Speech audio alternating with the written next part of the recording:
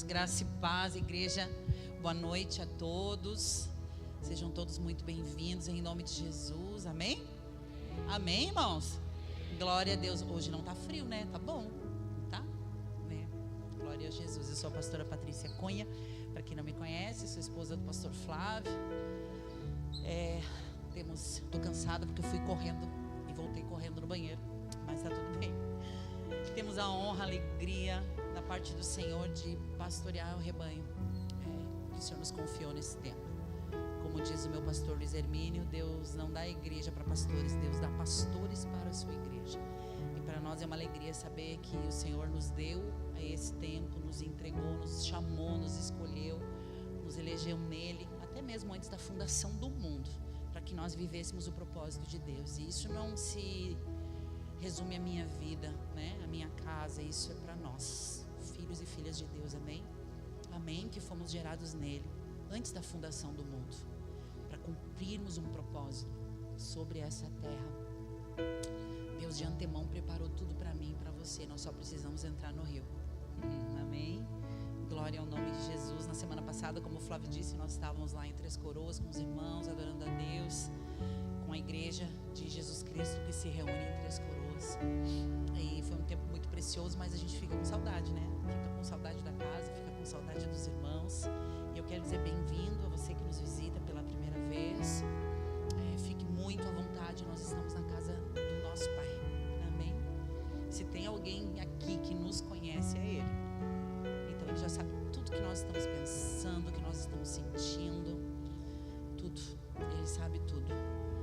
E a palavra do Senhor diz que a palavra de Deus, ela vem justamente para isso, para trazer luz aos nossos corações, para trazer à luz tudo que está dentro de mim e dentro de você. Esse é o poder da palavra de Deus. E debaixo desse poder, dessa autoridade que está no nome de Jesus, eu gostaria de convidar você a abrir a sua Bíblia comigo nesta noite no Evangelho de Mateus, no capítulo 8.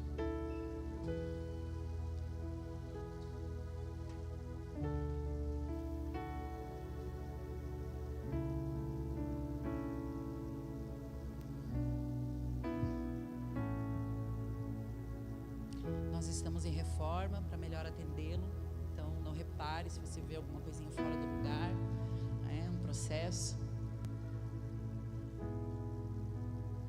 Vai ficar tudo muito bom para a glória de Jesus, para podermos servir os irmãos. Amém? Todos acharam? Mateus capítulo 8. Eu não sei se nós vamos projetar, mas enfim, acompanhe comigo aí da sua Bíblia. Diz assim: ora, descendo ele do monte, isso é Mateus capítulo 8, verso 1, tá? Ora, descendo ele do monte, grandes multidões o seguiram. E eis que um leproso, tendo se aproximado, adorou, dizendo: Senhor, se quiseres, podes purificar-me. E Jesus, estendendo a mão, tocou-lhe, dizendo: quero, fica limpo. E imediatamente ele ficou limpo da sua lepra.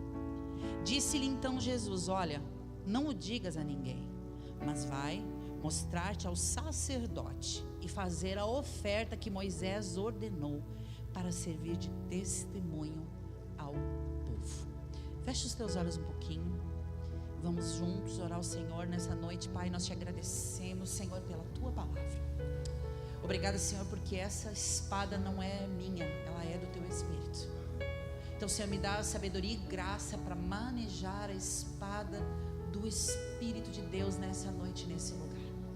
E que essa espada, Senhor, sim, assim a tua palavra é comparada como uma espada afiada de 2 gumes, que ela corta quando entra e ela corta quando sai. E ela tem o poder para fazer separação entre alma e entre espírito, entre juntas e medulas. Sim, Senhor. E é debaixo deste poder que nós queremos ser ministrados nessa noite, nesse lugar. Essa é a verdade a respeito da tua palavra, Senhor. Então separa, Senhor, faz essa separação nas nossas vidas. Tudo que é da nossa alma, tudo que envolve as nossas emoções, Senhor, separa do espírito, Senhor. O nosso espírito já foi vivificado, Senhor, mas a nossa alma precisa ser restaurada. E é por isso que nós estamos aqui, porque nós confiamos que somente o Senhor, a Tua palavra tem poder para nos restaurar. Sim, Senhor, e nós rendemos a nossa mente e o nosso coração cativos ao Senhor nesse momento. Cativos a Ti, Senhor. Cativos em adoração. Senhor, Espírito Santo, nos ajuda. Nos ajuda nesse momento a tomarmos consciência da poderosa presença de Deus nesse lugar. Traz essa consciência à Tua igreja, Senhor. Mas, Senhor, nós não queremos mais viver dissolutamente como filhos pródigos nessa terra. Mas nós queremos viver nesta consciência de que tudo que fazemos, seja o que for que fizermos, fazemos na Tua presença, Senhor. Então vem com a Tua glória aqui, Senhor. Toca-nos com a Tua glória nessa noite. Toca-nos com a Tua glória, Senhor. Nos ensina sobre mansidão. Nos ensina, Senhor, sobre humildade. Nós queremos aprender de Ti, Senhor, a sermos mansos e humildes de coração, porque nós precisamos desse descanso para as nossas almas nesse tempo que vivemos. Ah, Senhor, o Senhor prometeu que nós acharíamos descanso para as nossas almas se nós aprendêssemos de Ti sobre mansidão e humildade. Sim, Pai, filhos e filhas mansos e humildes, que se rendem na Tua presença, Senhor, que reconhecem que todo poder e toda autoridade, toda glória e toda honra, todo ouro, toda prata, tudo que há no céu, tudo que há na terra, pertencem a Ti, Senhor. O único digno de ser adorado, de ser exaltado. Senhor, Teu nome é vida. Traz vida nesse lugar, nessa noite. Ressuscita os mortos, cura os enfermos, restaura os corações partidos, Senhor. Liberta-nos para Te adorar como convém ao Teu povo, como convém à Tua igreja. Liberta-nos, Senhor. Teu nome É poderoso, sim. Teu nome é vida. Você pode declarar isso? Você pode declarar isso? Destrói cadeias, dissipa as trevas, vem incendiar.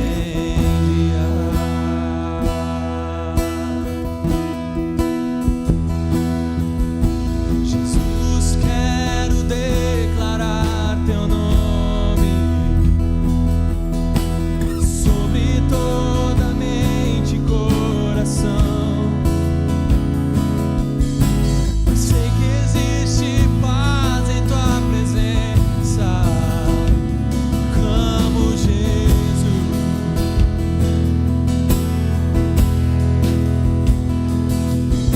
Jesus, quero declarar Teu nome,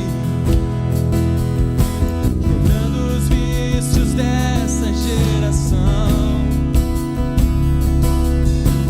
Claro que há esperança e liberdade. Eu clamo, Jesus. Teu nome é cura, é poderoso. Teu nome é vida. Destrói cadeias, dissipa as trevas, vem incendiar. Teu nome é cura, Teu nome é cura, é poderoso. Teu nome é vida. Destrói cadeias, dissipa as trevas, vem incendiar.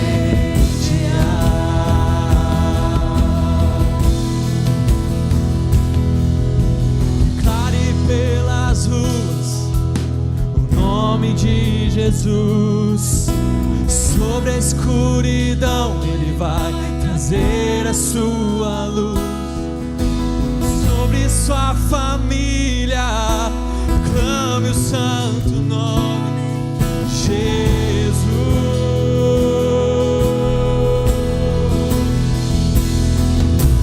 Declare pelas ruas o nome de Jesus. Sobre a escuridão Ele vai trazer a sua luz. Sobre sua família clame o santo nome Jesus. O teu nome é cura, é poderoso. Teu nome é vida. Esse nome tem poder. Destrói cadeias, dissipa as trevas, vem incendiar. Teu nome é cura, teu nome é cura, é poderoso, teu nome é vida. Destrói cadeias, dissipa as trevas, vem incendiar.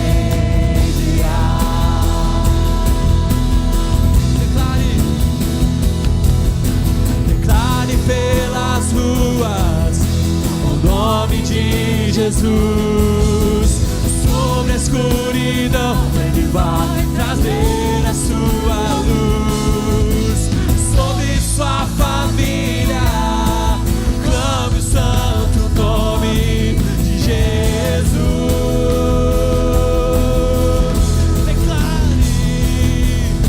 Declare pelas ruas o nome de Jesus.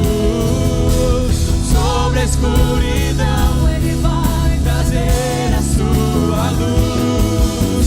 Sobre sua família, sobre a sua casa, clame o santo nome de Jesus. Teu nome é cura, é poderoso. Teu nome é vida. Só teu nome tem poder. Destrói cadeias, dissipa as trevas, vem incendiar. Teu nome é cura, é poderoso. Teu nome é vida.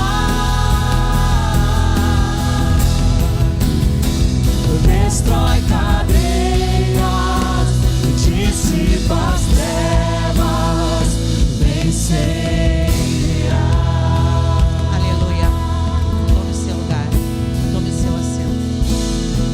Não perca esse ambiente. Não perca esse ambiente da glória de Deus, meus irmãos. Não perca esse ambiente. Perca esse ambiente. Não perca esse ambiente. Sabe, nós precisamos nos acostumar com o Espírito Santo, irmãos. Nós precisamos sentir que é normal reuniões como essa, onde nós paramos para adorar. Nós temos muitas liturgias romanas, irmãos. Nós somos muito litúrgicos, sabe?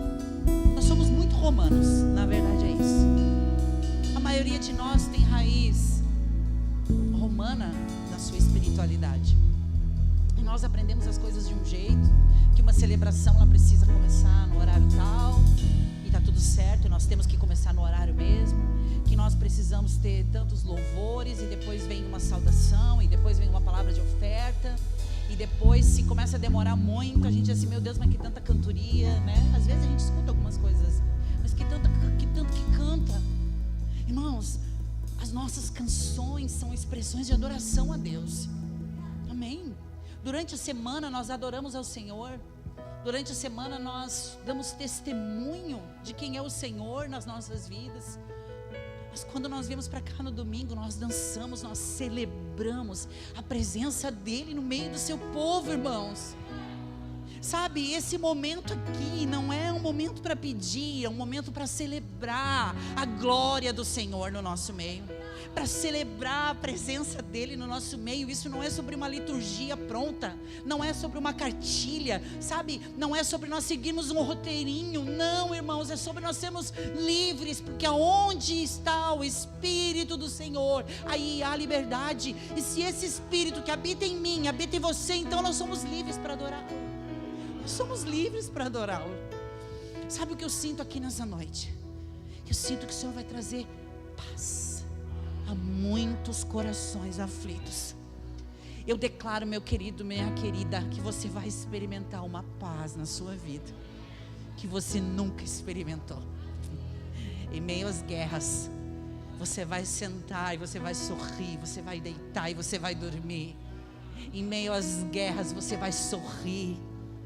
Eu declaro isso sobre a tua vida, sobre a tua casa, em nome de Jesus. Dias de uma paz, de uma paz.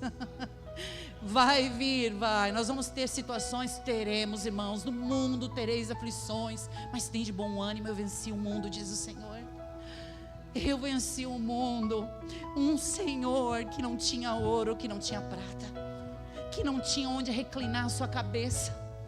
Um Senhor que dependia de receber pouso na casa desse ou daquele amigo, ou de alguém que se compadecesse dele. Um Senhor que abriu mão de toda a sua glória e se tornou um semelhante a mim e a você, semelhante ser humano.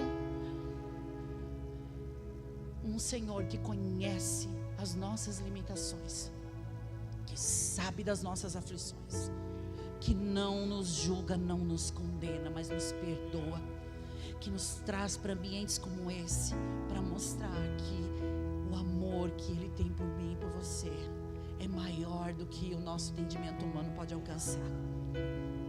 Não é sobre uma liturgia, não é sobre quantas horas nós passamos num ambiente como esse, mas é sobre o quanto Ele está num ambiente como esse, o quanto a gente pode sentir a glória dEle. Aleluia, meus irmãos. Essa palavra, eu vou contar para vocês, eu ministrei essa palavra há 10 anos atrás, né, pastora Paula? 10 anos atrás eu trouxe essa palavra sobre o leproso. E há uns dias a pastora Pamela resgatou, não sei de onde, né, que ela e o pastor Rony, eles são responsáveis também pela mídia da igreja, e ela resgatou essa ministração em áudio, porque há 10 anos atrás, 12, nós tínhamos até uma estação de rádio. Sabia, Gisele?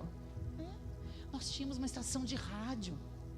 Então, as nossas ministrações, elas eram gravadas em áudio, eram editadas e colocadas ali naquela rádio. E sabe que tinha gente de vários lugares do mundo, de Portugal, da Espanha, dos Estados Unidos, que acompanhavam as nossas ministrações em áudio, irmãos. E eu confesso que quando eu parei para ouvir a ministração semana passada, eu fiquei com vergonha. Eu digo, meu Deus, né? Podia ser cadinho melhor. E 10 anos muitas coisas mudaram, mas o Senhor não mudou. O Senhor não mudou. Ele continua o mesmo. E eu ouvi essa ministração e o Espírito Santo começou a falar ao meu coração novamente. E pensa, como uma palavra que de 10 anos atrás pode fazer algo na nossa vida hoje, porque a palavra, ela é viva. A palavra, ela não está limitada ao espaço e ao tempo. A palavra do Senhor, ela é viva. Ela é viva, ela é poderosa. E eu creio que com o mesmo poder que nós temos sido tocados nas nossas reuniões, nós vamos continuar vivendo nesse ambiente, irmãos. É um tempo que a igreja vai ser literalmente despertada. Eu creio nisso de todo o meu coração. Como nós cantamos aqui, que o nosso coração volte a queimar, irmãos.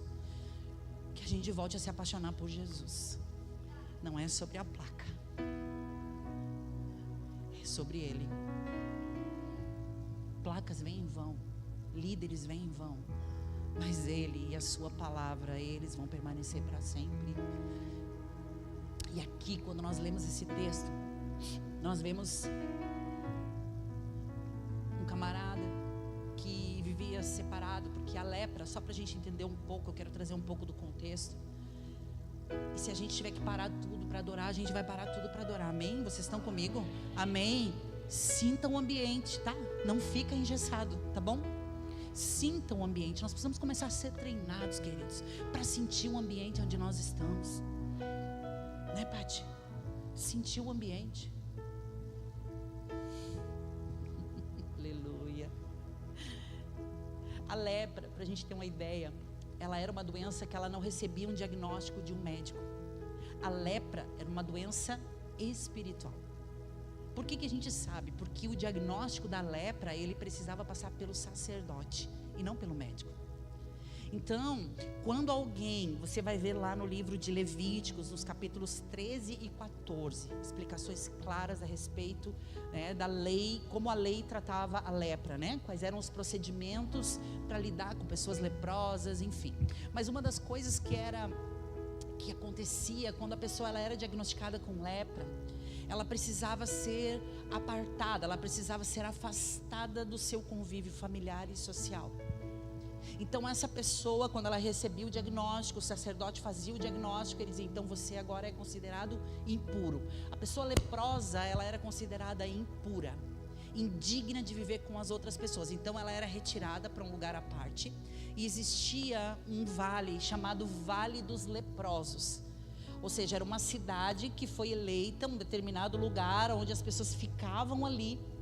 Todos que tinham lepra, que contraíam lepra, que sofriam com essa doença, precisavam ficar isolados nesse lugar, longe do convívio de todos. As suas roupas eram rasgadas, os seus cabelos eram descabelados. Eles começavam a perder partes do seu corpo, alguns perdiam o nariz, outros perdiam os dedos. A carne começava a putrefar e a cair, e essas pessoas, elas tinham um cheiro muito ruim. Cheiravam mal porque elas iam apodrecendo. Talvez você lembre, você que é mais antigo, como eu, há uns anos atrás, há muitos anos atrás, quando eu era criança, já faz bastante tempo isso que eu era criança, existia em Porto Alegre um lugar que chamava Leprosário. Quem lembra do Leprosário, né? Os mais velhos lembram do Leprosário. Eu era criança e eu lembro que a minha avó era muito católica, e eu lembro que a igreja sempre fazia muita campanha para arrecadar roupas, para levar para essas pessoas que viviam ali no leprosário.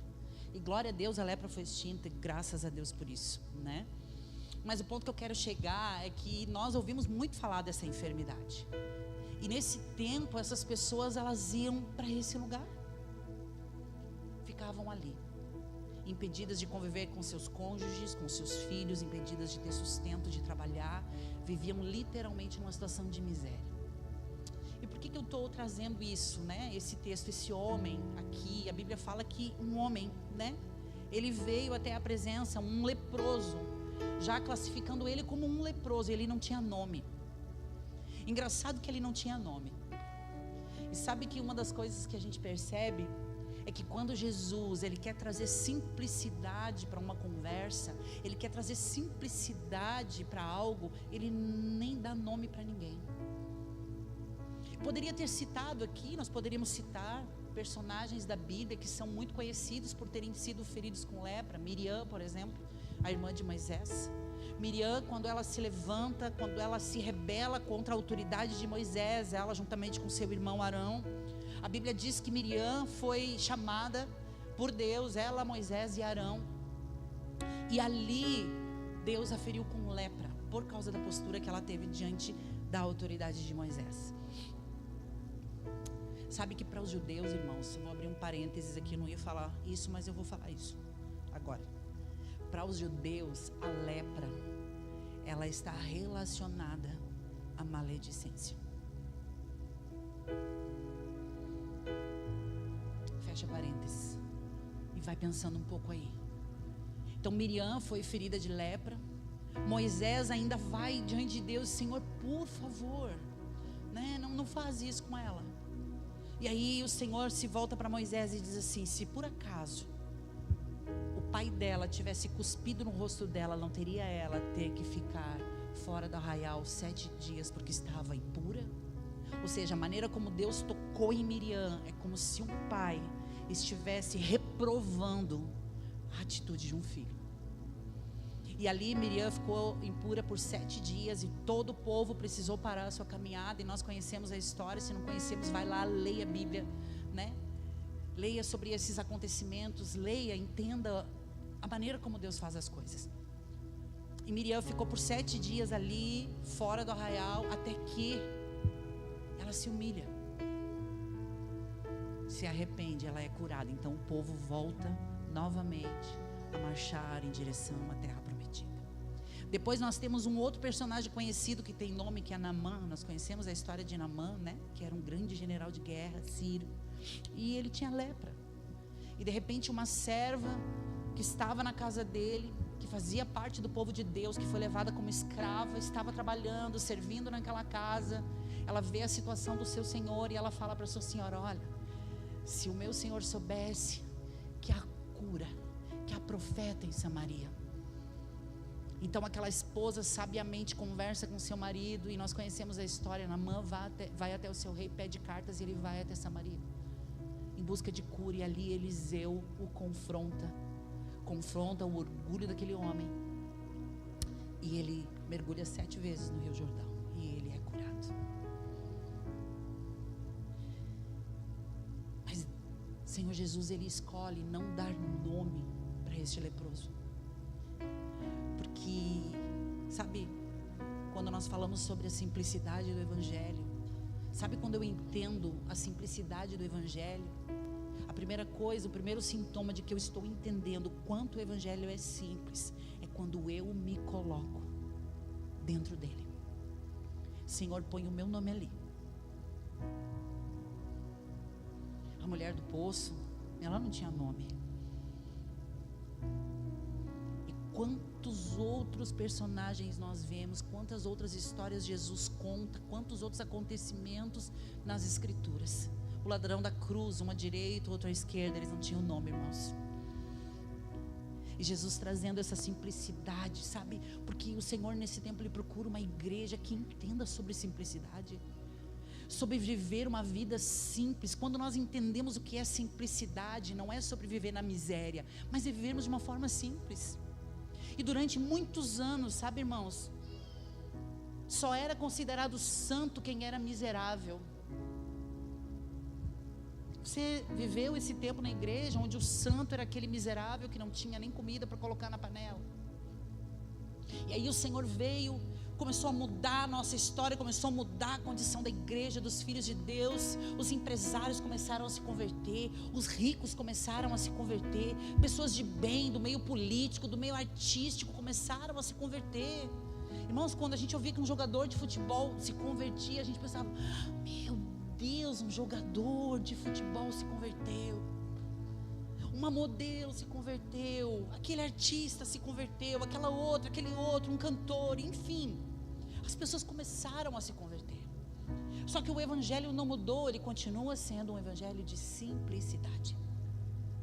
E não é à toa que Jesus ensina que nós precisamos aprender dele a ser manso e humilde de coração. E eu acho que foi aqui que o pastor Luiz falou sobre isso, nesses dias que ele esteve aqui na região, que não é sobre uma aparência humilde, mas é sobre ter um coração humilde e viver uma vida simples, porque o Evangelho é simples, as coisas de Deus são simples. A gente aqui complica um pouco, e nunca se precisou tanto de uma igreja simples na terra, que proclame o nome do Senhor, que pregue e viva a verdade pura e simples. Pura e simples.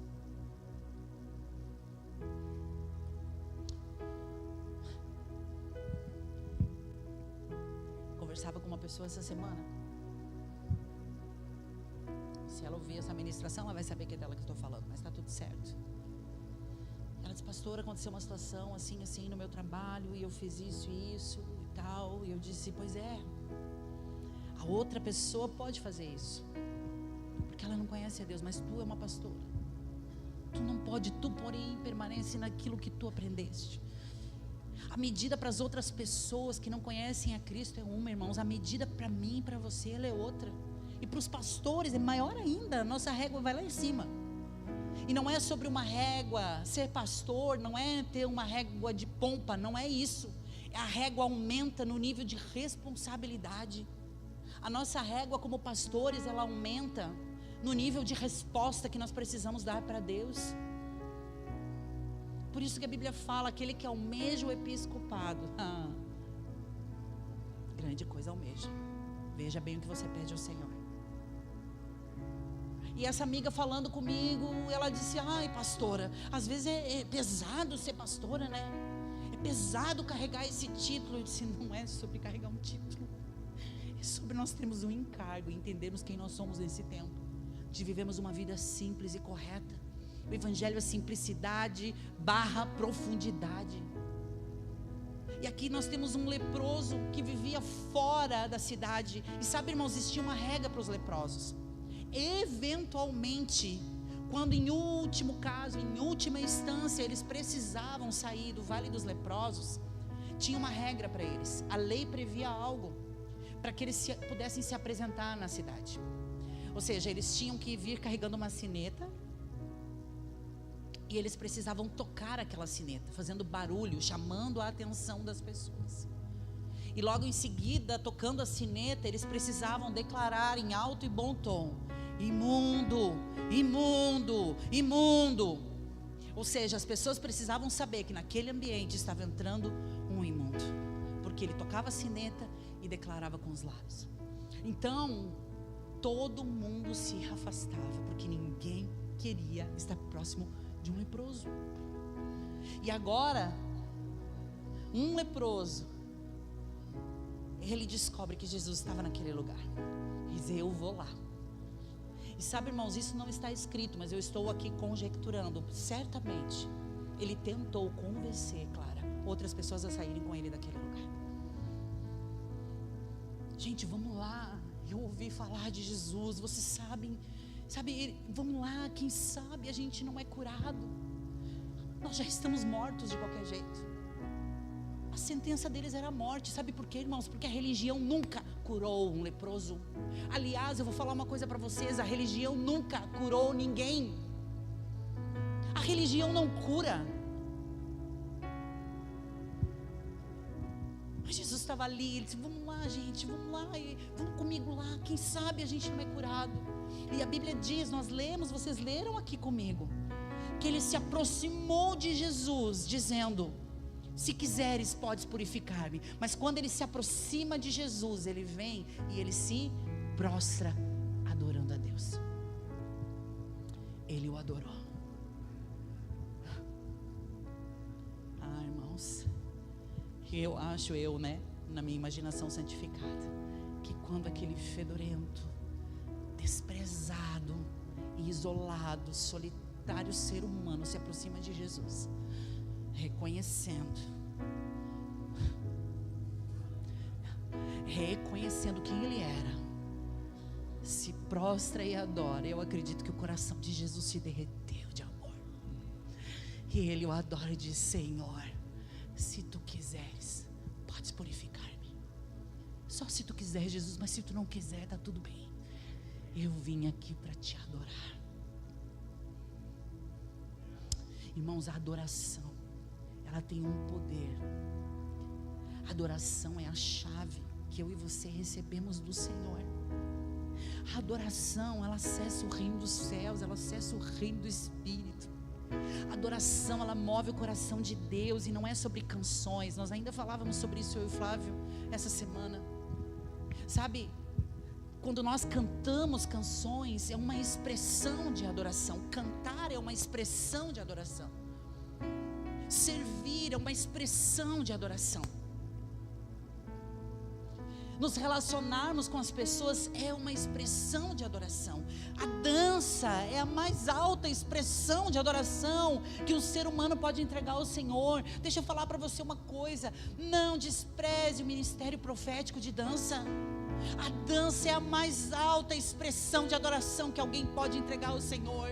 Quando Davi veio dançando diante da arca, depois que ele dança, ele escandaliza Mical. Nós conhecemos a história.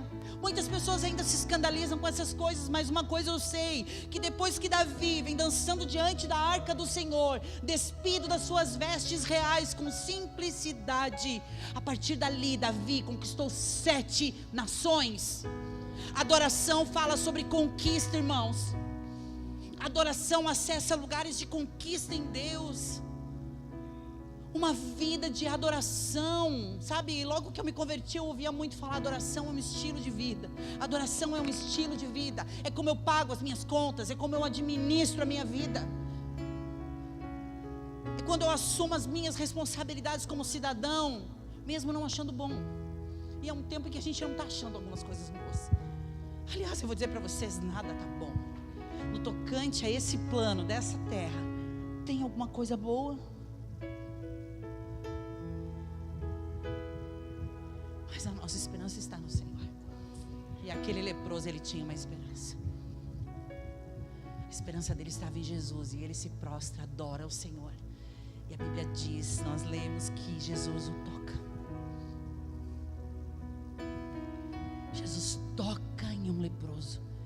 E segundo a lei de Moisés, todo aquele que tocasse um leproso se tornaria impuro também. Mas Jesus toca aquele homem e o cura. Eu pergunto para vocês, um leproso poderia adorar o Senhor? Poderia? Dentro dos padrões da época, um leproso não poderia adorar o Senhor na sinagoga. Um leproso não poderia. A vida religiosa dos judeus, ela acontecia na sinagoga. Eles se reuniam todos os dias ali para ler as escrituras, para adorar ao Senhor. Eles cantavam cânticos. Mas um leproso não tinha esse direito, porque ele tinha que viver fora da cidade. E segundo a lei de Moisés, todo aquele que fosse um levita, preste atenção que eu vou dizer para você, um levita, que fosse da tribo de Arão, que era a tribo dos sacerdotes que serviam no templo. Havia os levitas que eram os músicos, responsáveis pelas músicas. Havia os levitas que eram responsáveis pelo templo. Eu não vou entrar nesse mérito mais adiante. O pastor Flávio pode trazer esse ensino para vocês. Eu vou falar para você uma coisa, querido: diaconato é adoração, sabia? Limpar banheiro é adoração. É diaconato, é adoração. Servir no templo é adoração. É uma expressão de adoração a Deus, não a pessoas. E sabe, havia uma lei que dizia o seguinte: que se algum filho da tribo de Levi, da casa de Arão, da linhagem de sacerdotes, tivesse qualquer tipo de defeito físico, ele não poderia oferecer sacrifícios ao Senhor. Só que quando eu olho para as escrituras, Jesus vem e ele disse: eu não vim para quebrar a lei, eu vim para cumprir toda a lei. E o que ele faz? Ele traz todos aqueles que eram impuros, que não tinham direito, que eram rejeitados. Ele traz todos eles para um lugar de cura. Ele cura o homem da mão ressequida. Ele cura a mulher do fluxo de sangue, que ela era considerada impura. Ele cura aquele homem que estava na porta. Ele cura aquele que queria descer no tanque de Siloé ou Betesda? Siloé. O que tu está fazendo aí? Não tem ninguém para me carregar. Ele cura o camarada que vem carregado no leito. Ele foi curando. Sabe por que Jesus curava? Não é para mostrar que ele tinha poder, não. Era para reposicionar os filhos de Deus. Eu vou falar uma coisa para você, igreja. Sabe o que falta muitas vezes para mim e para você? É uma sineta na mão, quando nós entramos naquela porta e vim tocando uma sineta, e diante de Deus, diante do Senhor, reconhecer a nossa imundícia. Reconhecer a nossa imundícia, a nossa impureza, a impureza do nosso coração, o orgulho que nós temos muitas vezes, porque fazemos coisas boas, porque fazemos coisas certas. Hoje de manhã eu levantei na casa, a gente estava de férias essa semana, e na casa que a gente estava, a salinha assim é na parte de cima, e na parte de cima tem vidros assim, muitos vidros. E eu fiquei olhando para a rua, e o Senhor só falou comigo a respeito de orgulho. E eu comecei a pedir perdão, Senhor, perdão. Porque a gente fica inflado, até mesmo, Pati, quando faz uma comida boa e recebe um elogio, nosso coração se enche de orgulho. Quando fazes algo que espera que alguém reconheça, o nosso coração se enche de orgulho. Foi eu quem fiz. Nós precisamos voltar a esse lugar de simplicidade, de tomar a nossa sineta todo domingo, todos os dias, quando nós sairmos, entrarmos no nosso quarto, fecharmos a nossa porta, pegar a nossa sineta e chegar diante dele e dizer assim: Senhor, eis aqui um impuro, eis aqui uma impura.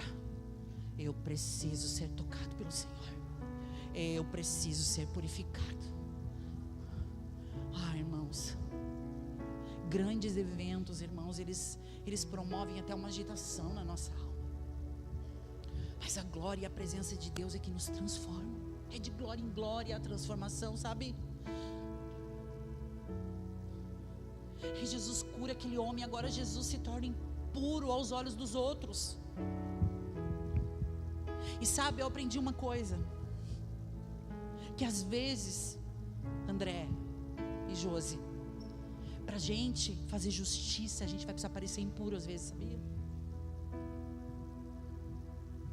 Ai, como assim? Às vezes, para devolvermos o direito ao outro, talvez a gente tenha que tocar algumas coisas que a gente não deveria mais tocar, mas a gente vai precisar tocar ali, voltar em alguns lugares, mas sair deles. E às vezes, irmãos, e eu falo isso para os jovens, às vezes, para guardarmos a pureza, nós vamos parecer injustos.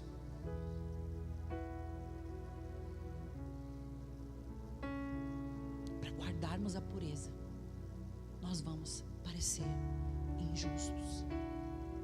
Ouça o que eu estou dizendo para vocês, ouça nessa noite o que o Senhor está dizendo nesse lugar. Acho que basta de nós ficarmos alheios, sabe, ao que o Senhor está fazendo. Eu vi um post essa semana, que segundo a pessoa que postou, né, essa frase é do Billy Graham. Não sei se é do Billy Graham ou não, mas eu achei interessante a frase que dizia assim: experimente não reclamar de nada o dia inteiro, e você vai ver no final do dia o que vai acontecer. A gente aprendeu a reclamar de tudo. Olha como Deus é bom para você. Olha para a tua vida. Olha para a sua vida. Olha o que Deus já fez nela até aqui. Eu gostaria de poder dar um papel e uma caneta para cada um aqui e dizer assim: escreve a tua história com Jesus desde o dia em que você foi apresentado, em que Ele foi apresentado para você. Tá melhor, não tá? Tá melhor, não tá? Fala pra mim. Piorou ou melhorou? Né, Marquito? A gente enfrenta, irmãos. É um urso, é leão. A gente enfrenta capivara. Você já foi no Passo de Torres? Aquilo lá tá tomado por capivara. Já tá um abuso já daquelas capivaras. Capivara, agora eu descobri que já tem capivara em Porto Alegre. Eu digo, valha-me Deus, até aqui. E aí tu vai numa loja, pijama de capivara, é ursinho, aqueles bichinhos de capivara, é chaveiro de capivara, é quadrinho de capivara. Não, nem pensar, nada de, não me deem nada de capivara, em nome de Jesus. Voltando. Irmãos. E Jesus diz àquele homem: vai agora, e te apresenta ao sacerdote. E oferece a oferta que Moisés ordenou.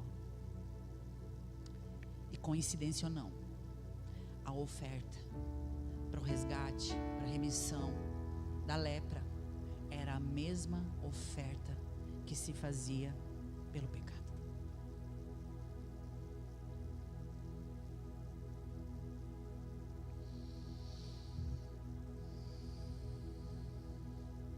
Tudo que eu estou falando não tem nada escrito aqui agora, eu não sei o que fazer.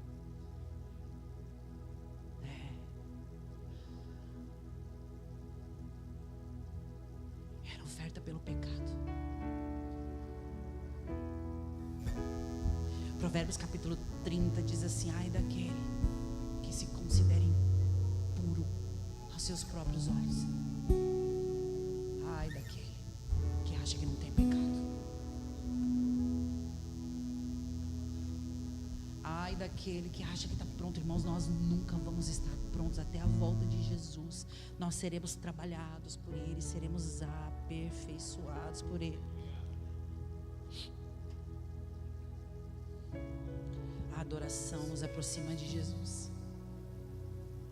A adoração nos conecta com o céu, irmãos. Você acha que o leproso podia adorar? Não, ele não podia adorar, mas quando ele chega na presença de Jesus, todo mundo.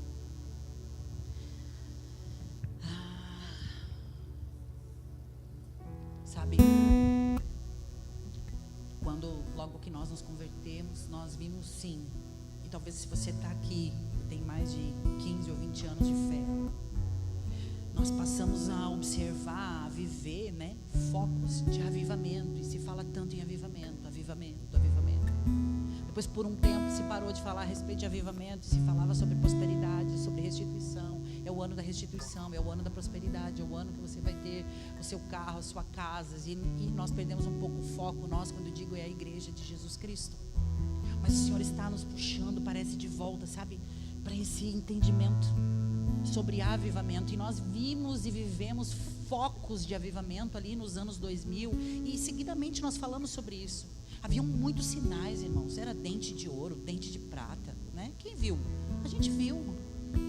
Pedra preciosa, óleo vertendo das mãos. Meu Deus, coisas incríveis aconteciam. E a gente tinha uma expectativa de cada reunião que o Senhor ia fazer, porque eram muitos os sinais. Porém, esse avivamento, esses focos de avivamento, eles começaram a ser propriedade das denominações. É nessa denominação, é aqui que tem avivamento. É esse homem de Deus que carrega avivamento. É nesse endereço, tal hora, tal dia da semana. Aqui você vai encontrar avivamento. Isso era fruto, que eu acredito, de imaturidade, porque éramos imaturos. Não entendíamos que os sinais eram para chamar a nossa atenção para o dono dos sinais, para o que mais ele poderia fazer. E sabe, irmãos, existe nesse tempo, e quando eu digo nesse tempo, não começou essa semana, no meu coração, isso já começou há mais de 10 anos, um novo foco de avivamento sendo ativado na vida da igreja de Jesus Cristo, na minha vida, na tua vida. O que nós cantamos aqui, um fogo ardente no coração, sabe? Algo brotando, algo novo. Eu vou dizer para vocês, eu sinto isso na carne, mas de forma contrária. Porque tem dias, e eu não sei se você concorda comigo, talvez se identifique comigo, mas tem dias que nós estamos, parece que enclausurados dentro de um ambiente de desânimo, que nos puxa para baixo, que nos leva a pensar em desistir, que nos leva até mesmo a duvidar das promessas de Deus, não da nossa salvação, não do perdão dos pecados, não, mas a duvidar daquilo que o Senhor prometeu, pastor Silvio, que faria, que nós veríamos, das obras maiores do que Ele fez, nós faríamos. Eu começo a olhar e eu penso, mas Senhor, será mesmo? Será mesmo que isso vai acontecer? Será que eu vou ver isso nos meus dias? Sabe, irmãos, é algo que puxa a gente para um lugar tenebroso, irmãos, que se nós não tomarmos cuidado, nós podemos entrar em ambientes de isolamento, como os leprosos viviam. Eles viviam em cavernas, em lugares úmidos, escuros, não tinha ventilação nenhuma, e ali viviam entre eles. Porque no reino do Espírito, eu vou dizer uma coisa para vocês, não são os opostos que se atraem. No reino do Espírito são os semelhantes que se atraem. E eu vou dizer outra coisa para você, no reino do Espírito nós precisamos de autoridades espirituais sobre as nossas vidas para nos curar, porque ovelha, o máximo que vai fazer por outra ovelha é lamber a ferida dela se ela estiver machucada.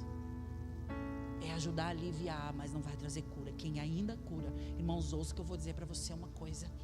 Quem ainda traz cura nesses dias é o Senhor, através da vida de pastores.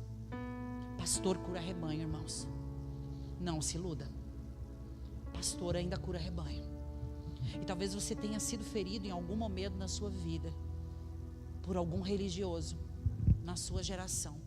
E isso fez você se afastar, fez você se isolar, fez você recuar, fez você declinar do seu chamado, daquilo que Deus tinha para a sua vida.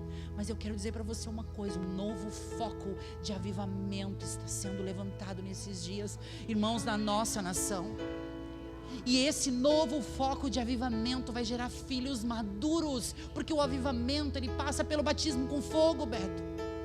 E esse batismo com fogo, ele vem para nos purificar. Ele vem literalmente para tirar da minha e da tua vida tudo aquilo que não serve, irmãos. E não é só sobre pecado, é sobre tudo que não se aproveita. E nós nos acostumamos a carregar o que não se aproveita nesse tempo. Não, Jesus era simples. Ele não tinha nada.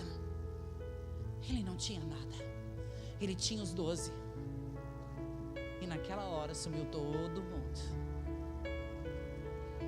Na hora da crucificação, só João ficou aos pés da cruz com as mulheres.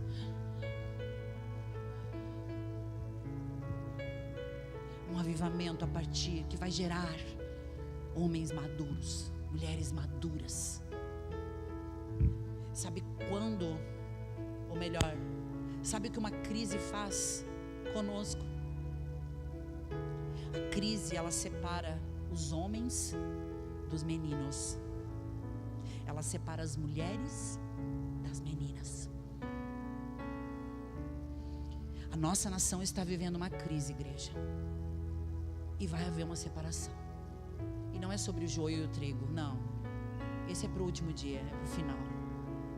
É entre meninos e homens, entre mulheres e meninas.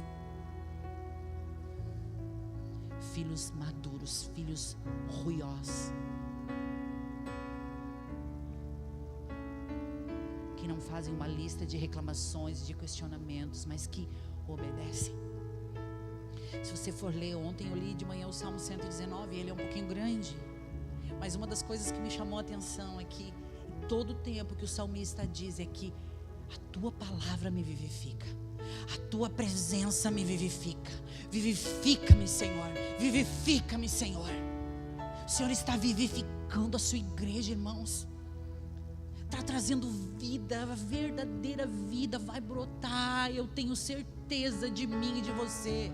A verdadeira vida, não essa vida muitas vezes fútil que nós vivemos, que tocamos a sineta para os outros, que apontamos para os outros, porque nós somos seletivos. Nós fazemos essa seleção e nós somos muito bons em classificar o leproso, a prostituta, esse, aquele.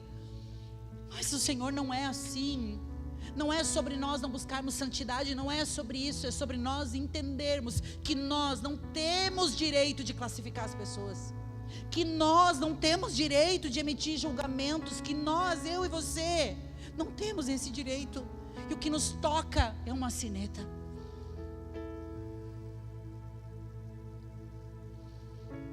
Reconhecer, irmãos, a nossa condição, para que nós possamos viver esse avivamento que está proposto do céu para a terra, para essa nação, irmãos. Ah, pastora, mas a nossa igreja é aqui tão simplinha, aqui no Rubem Berta. Um certo dia, um homem decidiu dar uma festa, e ele mandou muitos convites para muitas pessoas, os nobres. Ele disse: vão e convidem os nobres, porque eu vou dar um banquete. Eu não sei onde está esse texto. Alguém sabe me dizer onde está esse texto? Vamos lá, os estudiosos aí, os mestres. Está na Bíblia. Nós vamos achar o texto. E aí, irmãos, aqueles nobres, empresários, teólogos, magistrados, eles deram desculpas. Não, eu não posso ir, porque eu comprei um campo e agora eu tenho que cuidar do campo que eu comprei. Afinal de contas, né? Eu tenho as minhas propriedades para cuidar. Eu não vou poder participar da festa. E aí o outro deu uma outra desculpa. E cada um foi dando uma desculpa diferente. Lucas capítulo 14. A gente vai ler porque nós somos desses, tá? E a gente lê.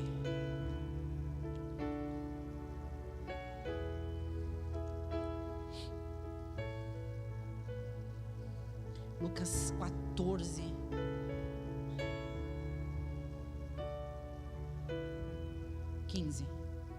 Isso? Vamos lá. Lucas capítulo 14.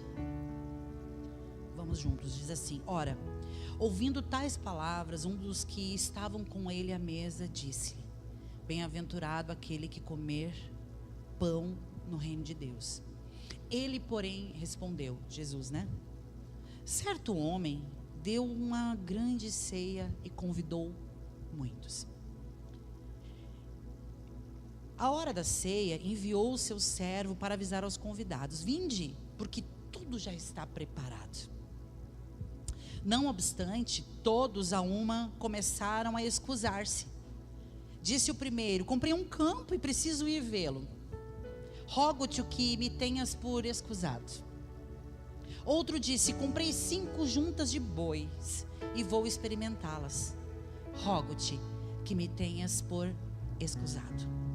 E outro disse: casei-me e por isso não posso ir. Voltando o servo, tudo contou ao seu senhor. Então, irado, o dono da casa disse ao seu servo: sai depressa para as ruas e becos da cidade e traze para aqui os pobres, os aleijados, os cegos e os coxos. Depois lhe disse o servo: Senhor, feito está como mandaste, e ainda há lugar. Respondendo-lhe o Senhor: sai pelos caminhos e atalhos e obriga a todos a entrar, para que fique cheia a minha casa. Porque vos declaro que nenhum daqueles homens que foram convidados provará a minha ceia.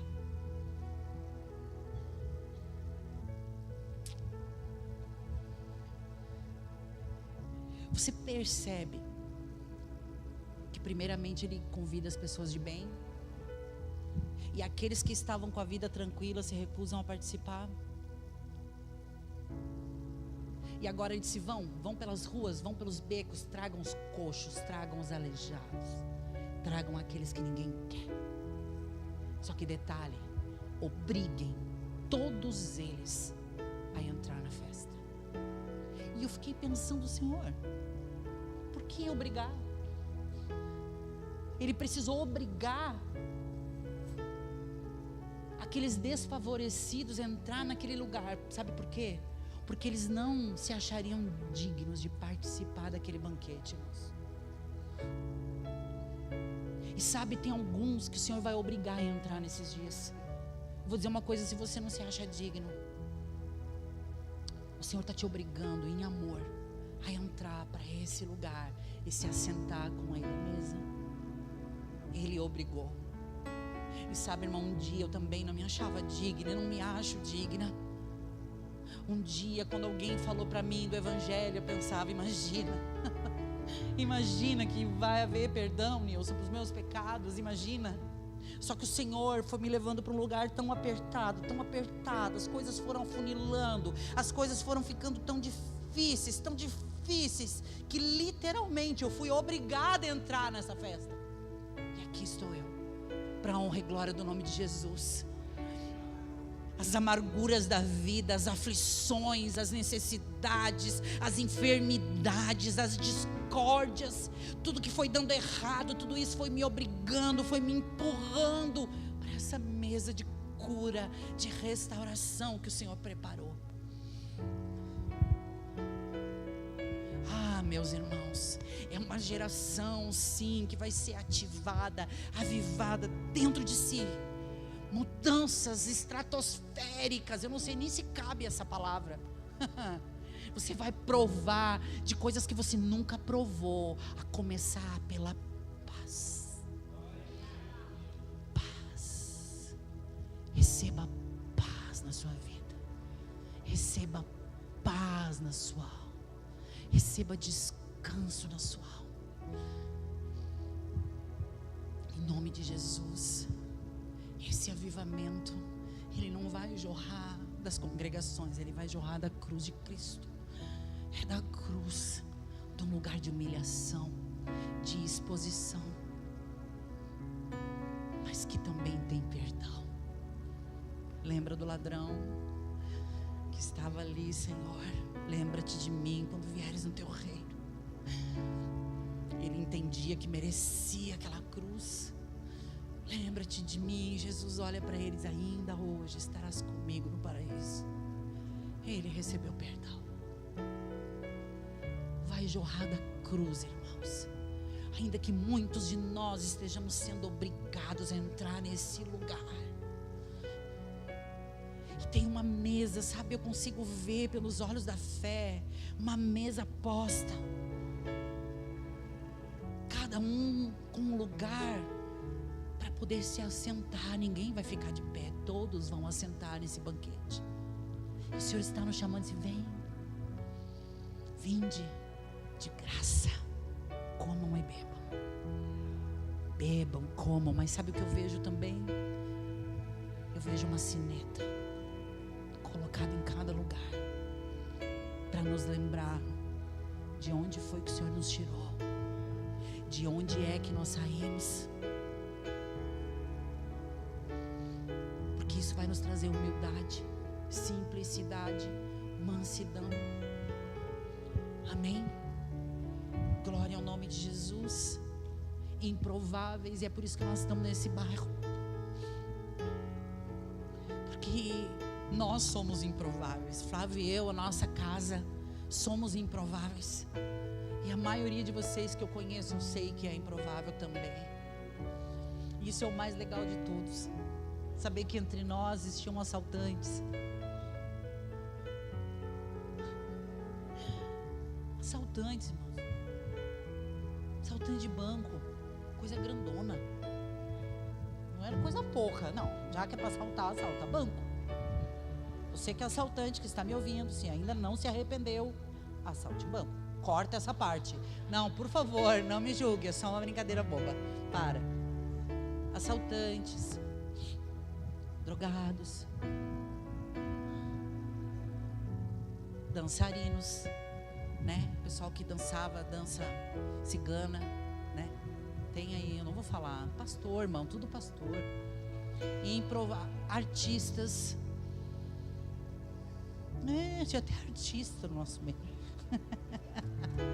Olha, irmãos, vou dizer, é complicado. Os improváveis. Eu era atriz, a tristeza da casa dos meus pais, de tanto que incomodava. Mas o Senhor nos obrigou a entrar. Não obrigou, Fábio? Obrigou, Marcos? Não obrigou? O Senhor nos obrigou a entrar na festa. Aleluia! Aleluia! E hoje nós não somos mais obrigados. Nós saímos da nossa casa e nós entramos na presença do Senhor com alegria, com o coração cheio de esperança, sabendo que tudo que Ele prometeu irá se cumprir. Ainda que há dias que parece que nós estamos dentro de uma caverna úmida, molhada, suja, que nos oprime, que nos desgasta. O Senhor está dizendo: vem, quero purificar-te, quero tocar-te, eu quero fazer e muito mais. Ele não só quer, como Ele pode fazer o que eu e você não podemos. Igreja, esse avivamento que vai jorrar da cruz do Calvário. Os grandes eventos, eles nos tocam, mas nós somos transformados na intimidade da mesa. Porque na intimidade da mesa, a nossa vergonha, ela é exposta no olho. A gente olha no olho do Senhor. Capas de espiritualidade e de religiosidade precisam ser arrancadas de nós.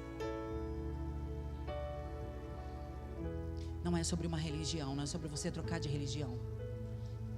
É sobre você entregar sua vida ao Senhor, se render em adoração a Ele. Sabe, quando nós falamos em dádivas, é uma dádiva do Senhor. A primeira coisa que nos vem à mente, o Senhor nos concedeu dádivas. A gente pensa em coisas, não é assim? A gente pensa em bens materiais porque nós temos vivido dias de estar na terra buscando por essas coisas. Bens, que hora é, Duca? Bens materiais. 9h13. Nós já vamos encerrar. Bens materiais. Mas quando nós falamos de dádivas, dádivas são coisas que o Senhor nos confiou, nos deu, para que nós pudéssemos, como igreja, avançar na terra, conquistar a terra que o Senhor nos confiou, irmãos. O Senhor nos deu essa terra. O Senhor deu Rubem Berta para a gente. O Senhor deu Porto Alegre para nós. O Senhor deu Rio Grande do Sul para nós. Quantos homens e mulheres de Deus já passaram por esse lugar? Hein? Quem está aqui há mais tempo sabe.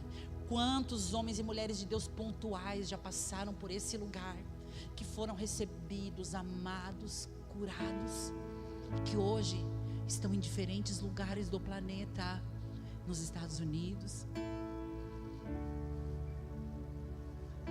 na Europa, em outros estados, pessoas que vieram de outros estados para estar conosco aqui.